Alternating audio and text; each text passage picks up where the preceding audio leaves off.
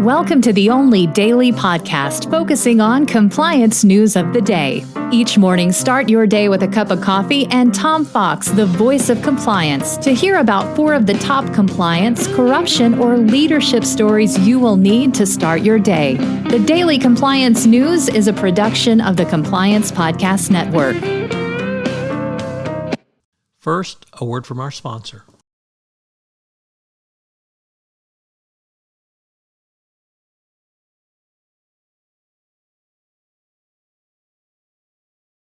The Daily Compliance News for November 19, 2022, the Elizabeth Holmes sentenced edition.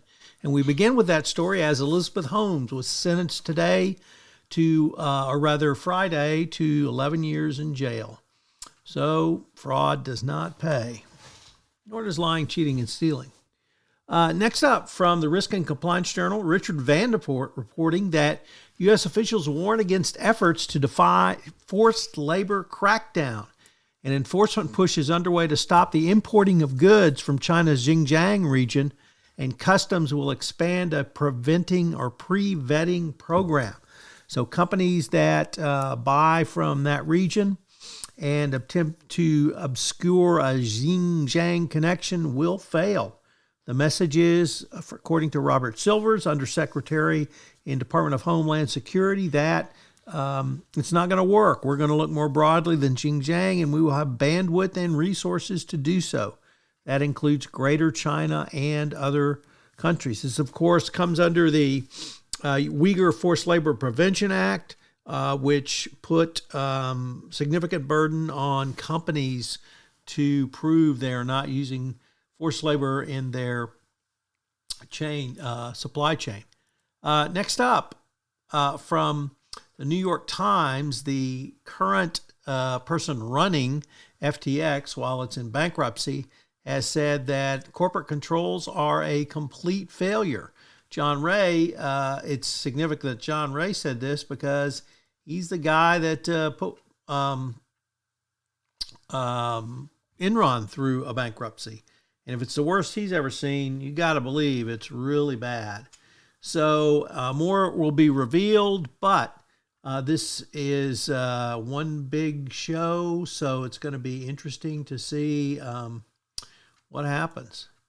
And our final story today comes to us from the Financial Times, where exonerated a former Deutsche Bank trader whose conviction over alleged rigging of LIBOR rates was overturned by a U.S. appeals court, has sued the German lender for $150 million, accusing it of deliberately framing him for the crimes of others. Matthew Connolly had been found guilty in 2018, and another colleague, Gavin Black, had as well, but had their convictions quashed on appeal. And the Court of Appeals found the government failed to show that any of the trader-influenced submissions were false, fraudulent, or misleading.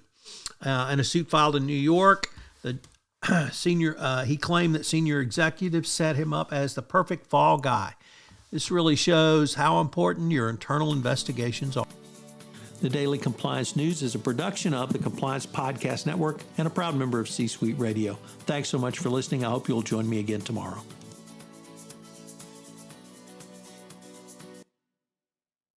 This podcast is a part of the C-Suite Radio Network. For more top business podcasts, visit c-suiteradio.com.